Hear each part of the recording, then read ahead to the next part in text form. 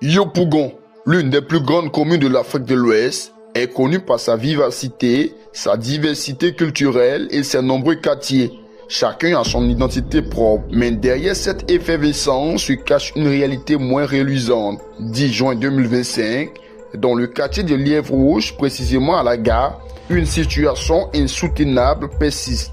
Les eaux usées envahissent la chaussée, rendant la circulation quasi impossible. Depuis plusieurs mois, les riverains vivent dans une odeur nauséabonde. Les eaux usées qui s'écoulent en continu proviendraient, selon les témoins, soit des fosses septiques débordantes, soit des regards bouchés ou encore des canalisations principales fissurées. Bon, comme vous-même vous voyez, c'est pas aujourd'hui que ça a commencé.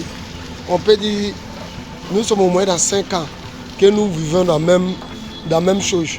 Vous-même vous voyez, hein, l'eau qui est là, on peut bien dire que c'est contagieux. Je précise bien, souvent nous sommes là même, il y a odeur de caca même qui nous frappe.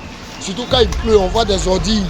Pas possible ici. Cette situation affecte gravement la vie des habitants et des transporteurs, car cette gare est un carrefour stratégique et névralgique reliant plusieurs quartiers populaires de Yopougon. Nous qui vendons la nourriture, là, ça ne nous arrange pas. On souffre même. Souvent, ça chasse nos clients. Quand ils viennent, ah ma chérie, votre solution, sinon nous on partit ailleurs. On ne sait pas ce qu'on vous dit. Hein. Le gouvernement voit ça. Et même ils voient ça. Monsieur le même passait ici. Ah. Ici, là, il passait ici. On est dans ça, ça fait près de 10 ans, on est dans ça. Pardon? C'est pas pluie, hein. C'est pas pluie. Il y a un regard quelque part vers là-bas, bas des immeubles là. Ça fait que l'eau la coule.